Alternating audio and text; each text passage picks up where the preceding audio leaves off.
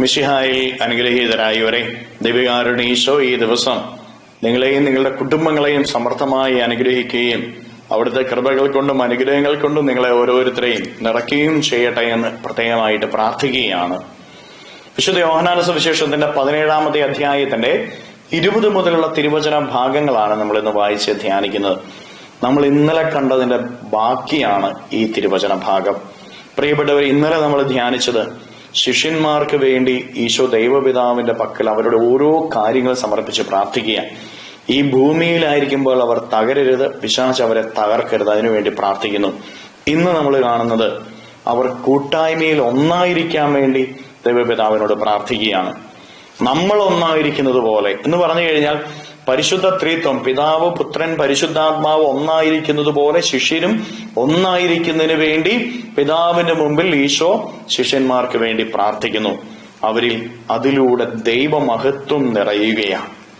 പ്രിയപ്പെട്ടവരെ, നമ്മളിലും നമ്മുടെ കുടുംബങ്ങളിലും ദൈവത്തിന്റെ മഹത്വം നിറയണമെങ്കിൽ നമ്മൾ ഓരോരുത്തരും ഒന്നായിരിക്കണം. നമുക്ക് വേണ്ടി ഈശോ പ്രാർത്ഥിച്ച നമ്മൾ ഒന്നായിരിക്കണം, കുടുംബങ്ങളിൽ ഒന്നായിരിക്കണം.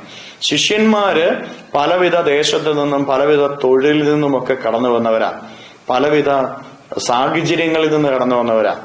അവരൊന്നായിരിക്കാൻ വേണ്ടി ഈശോ പ്രാർത്ഥിച്ചു. കുടുംബത്തില് ഭാര്യ ഭർത്താക്കന്മാര് 2 കുടുംബത്തിൽ നിന്ന്, പല സാഹചര്യങ്ങളിൽ നിന്ന്, സംസ്കാരങ്ങളിൽ നിന്നൊക്കെ കടന്നു വന്നവർ. പക്ഷെ ആ പലവിധത്തിലുള്ള സംസ്കാരങ്ങളുടെയും സാഹചര്യങ്ങളുടെയും നടുവിലും അവരെ കൂട്ടിയോജിപ്പിക്കുന്ന, ഒന്നാക്കുന്ന ഒന്ന് സ്നേഹം. പരിശുദ്ധ ത്രിത്വത്തിൽ ഉണ്ടായിരുന്ന സ്നേഹം നമ്മുടെ ഓരോരുത്തരുടെയും കുടുംബത്തിൽ ഉണ്ടായിരിക്കണമെന്ന് വചനം പഠിപ്പിക്കുകയാണ്. ഭാര്യ ഭർത്താക്കന്മാര് തമ്മില്, മക്കള് മാതാപിതാക്കള് തമ്മില് സ്നേഹമുണ്ടെങ്കിൽ അവിടെ യോജിപ്പുണ്ട്, ഒന്നാകുന്ന അവസ്ഥയാണ്. അവിടെ ത്രിത്വത്തിന്റെ മഹത്വം നിറയുമെന്നാണ് ഈ തിരുവചന ഭാഗത്തിലൂടെ നമ്മൾ ഓരോരുത്തരും മനസ്സിലാക്കിയിരിക്കേണ്ടത്. പലവിധത്തിലുള്ള സാഹചര്യങ്ങളിൽ നിന്ന് വന്നവരാ, പക്ഷെ ഒന്നായിരിക്കണം. സ്നേഹം അവരെ ഒന്നിപ്പിക്കും. കുറവുകളും ബലഹീനതകളും വീഴ്ചകളും ഒക്കെയുണ്ട്. സംസാരത്തിൽ കുറവ് വരാം, പ്രവർത്തികളിൽ കുറവ് വരാം, ചിന്തകളിൽ കുറവ് വരാം. പ്രിയപ്പെട്ടവരെ, ഈ കുറവിൽ നിൽക്കുമ്പോൾ തന്നെയും സ്നേഹം അവരെ ഒന്നിപ്പിക്കണം. പ്രിയപ്പെട്ടവർ, ഈ സ്നേഹം പലപ്പോഴും നഷ്ടപ്പെട്ടു പോകുന്നതുകൊണ്ടാണ് നമ്മുടെ കുടുംബങ്ങളിലൊക്കെ പ്രശ്നങ്ങൾ ഉണ്ടാകുന്നത്.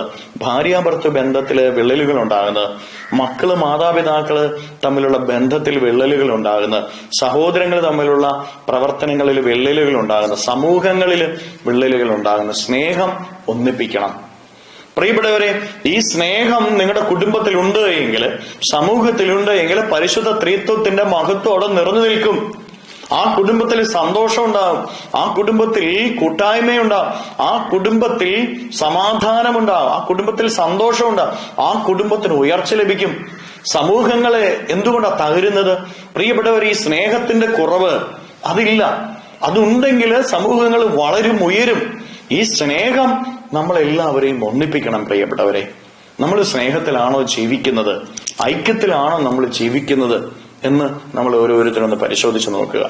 കുറവുകളും വീഴ്ചകളും ഉണ്ട് എങ്കിൽ ആ കുറവുകളിലും വീഴ്ചകളും ഈശോയുടെ തിരുമുമ്പിലേക്ക് സമർപ്പിച്ചുകൊണ്ട്, ഈശോയെ, ത്രിത്വത്തിന്റെ സ്നേഹം എന്റെ കുടുംബത്തിൽ, എന്റെ സമൂഹത്തിൽ നിറയ്ക്കണമേ എന്ന് അപേക്ഷിച്ച് സ്തുതിക്കാം. ഹല്ലേലൂയ.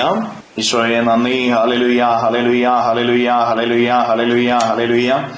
ഈശോയെ, ഈ ദിവ്യകാരുണ്യത്താൽ ആശീർവദിക്കുമ്പോൾ ഇവരിൽ, ഇവരുടെ സമൂഹത്തിൽ, ഇവരുടെ കുടുംബങ്ങളിൽ സ്നേഹവും കൂട്ടായ്മയും വളരട്ടെ.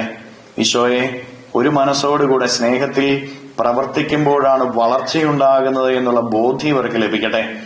സ്നേഹത്തിൽ അധ്വാനിക്കുമ്പോഴാണ് അധ്വാനങ്ങൾ ഫലദായകമാകുന്നത് എന്നുള്ള ബോധ്യം ഇവർക്ക് ലഭിക്കട്ടെ.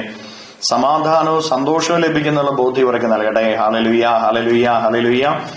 ഈശോയെ, ദിവ്യകാരുണ്യത്താൽ ആശീർവദിക്കുമ്പോൾ ഇവരിൽ നിന്ന്, ഇവരുടെ ഭവനങ്ങളിൽ നിന്ന്, ഇവരുടെ അധ്വാന മേഖലകളിൽ നിന്ന് എല്ലാ തിന്മകളും ബന്ധനങ്ങളും കെട്ടുകളും പിശാചിന്റെ ഉപദ്രവങ്ങളും നാരകീയ ശക്തികളും പൈശാചിക ശക്തികളും നിർവീര്യമായി തീരട്ടെ. അന്ധകാര ശക്തികൾ വിട്ടുപോകട്ടെ. Hallelujah, hallelujah, hallelujah. ഈശോയെ, ഇവരെ അനുഗ്രഹിക്കണമേ. Hallelujah, hallelujah.